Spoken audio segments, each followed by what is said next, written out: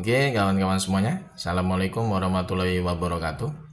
Seperti biasa, gue balik lagi di channel YouTube ini ya. Oke, untuk kesempatan kali ini, gue masih ingin terus melanjutkan pembahasan terkait dengan dugaan ijazah aspal dari Mukidi Bahlul Sontoloyo ya. Cuman kita coba bandingkan dengan salah satu sosok yang ibaratnya punya jiwa negarawan ya, punya sikap bijaksana sebagai seorang presiden maupun mantan presiden, yaitu Barack Obama ya. Coba kita bandingkan dua sosok ini ya. Yang satu seorang negarawan, yang satunya lagi adalah tukang ngibul gitu ya. Jadi kita sama-sama tahu ya, Barack Obama itu kan pernah dituduh ya oleh sebagian besar warga Amerika bahwa beliau itu bukan orang Amerika asli. Nah, ketika Barack Obama dituduh seperti itu oleh sebagian besar warga Amerika, apakah Barack Obama melaporkan orang itu ke polisi? Apakah Barack Obama memenjarakan orang yang menuduh beliau itu ke polisi? Tidak. Barack Obama itu tinggal menunjukkan akta kelahiran beliau yang asli, otentik ke warga Amerika.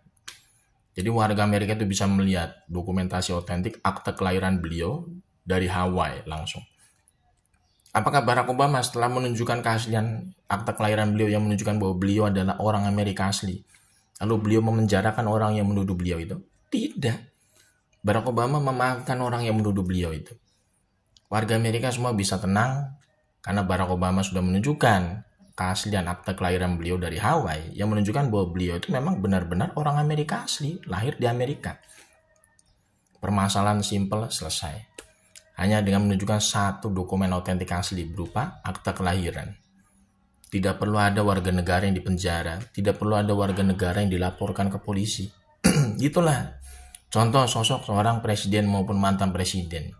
Yang punya apa? Yang punya sikap kenegarawan, punya sikap bijaksana, punya sikap yang namanya purna sebagai seorang pemimpin negara. Coba kita bandingkan sekarang dengan Mukidi Peko Sontoloyo ya, yang menjadi idola dari Bandi 58 otak tumpul maupun menjadi idola orang-orang yang tudul gitu ya.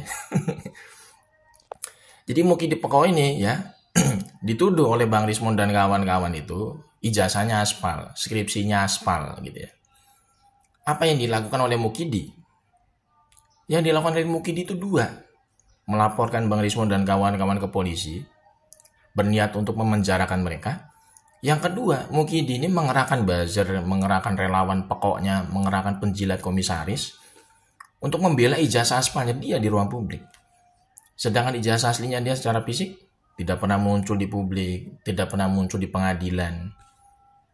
Jadi bagaimana mungkin orang seperti Mukidi Peko ini ya bisa disebut sebagai seorang presiden atau mantan presiden pada umumnya? Tidak layak sama sekali.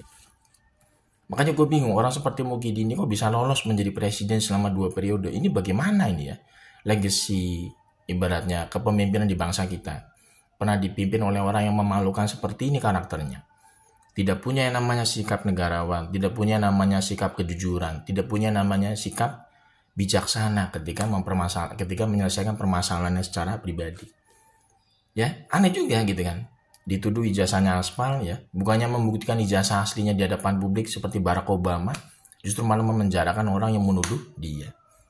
Di mana letak ya bijaksananya seorang pemimpin negara? Di mana letak negarawannya seorang mantan presiden? Tidak ada sama sekali itu.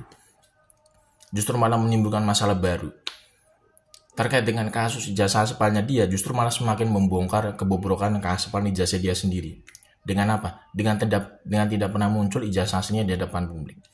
Kemudian yang kedua, Mukidi Peko ini tidak pernah bersedia ya melakukan uji forensik terhadap ijazahnya itu oleh lembaga independen yang lebih bisa dipercaya. Jadi bagaimana mungkin ini ya istilahnya orang seperti ini itu masih dibiarkan terus-menerus dilindungi oleh hukum. Sangat memalukan. Sangat memalukan ya. Dan ini harusnya sebenarnya harus ada namanya gebrakan dari masyarakat sebenarnya. Karena kalau misalkan tidak ada namanya pergerakan dari masyarakat secara luas, ya Mukidi Peko ini akan terus aman dari kasus ijazah aspalnya yang sebenarnya sudah terang benderang, clear sebenarnya gitu. Ya, justru malah kalau misalkan tidak ada pergerakan dari masyarakat, orang seperti Mukidi ini, ya, ini akan terus dilindungi oleh kekuasaan, akan dilindungi terus oleh aparat penegak hukum. Ya. Bahkan ya boleh dibilang kerusakan-kerusakan yang ditimbulkan oleh Mukidi Peko ini terkait dengan ijazah aspalnya ini merusak segala hal loh, dimensi dalam kehidupan berbangsa dan bernegara kita, terutama dalam apa? Dalam dalam asas kejujuran, dalam asas integritas dunia pendidikan. Makanya kalau menurut gue pribadi ya, orang seperti Mugi di Peko ini jangan sampai dikasih semacam dikasih dibilang ya dikasih hal-hal yang sifatnya membuat hidup dia tenang. Jangan sampai, harus disuarakan terus terkait dengan kasus jasa aspalnya dia. Karena istilahnya kelakuan dari orang seperti Mugi di Peko ini sudah sangat memalukan lah bagi bangsa kita gitu ya. Tidak pernah yang menunjukkan adanya kejujuran, tidak pernah ada yang namanya menunjukkan kenegarawanan, tidak ada yang menunjukkan yang namanya bijaksana ketika mengelola permasalahan gitu. Justru malah dalam tanda kutip ya, kelakuannya itu seperti apa ya? Ibu dibilang kita sebut saja orang durjana gitu ya. Kelakuannya seperti orang durjana sama sekali. Ya. Warga negara mempertanyakan transparansi dia sebagai mantan presiden terkait dengan ijazah. Dibalasnya malah dengan laporan ke polisi. Dibalasnya malah dengan penjara. Dibalasnya dengan delik pidana. Itu sama sekali nggak mencerminkan seorang presiden, nggak pernah mencerminkan sebagai seorang mantan presiden yang kita kenal pada umumnya. Ya, kalau kita bandingkan lagi dengan Barack Obama, kita bandingkan lagi dengan Pak SBY. Jauh sekali orang seperti ini gitu loh karakternya, ya Allah. Ibarat langit dan pos kamling gitu kan. Karena saking jauhnya karakternya gitu ya antara Mugi di Peko ini dengan presiden-presiden sebelumnya. Bahkan kita bandingkan dengan Presiden Obama, jauh sekali, ya Allah.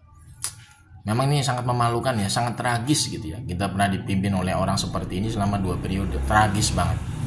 Sudah tidak ada contoh terkait dengan kejujuran, tidak punya namanya teladan terkait dengan integritas. Yang ada malah dalam tanda kutip ya, justru malah membuat polarisasi semakin besar di tengah masyarakat.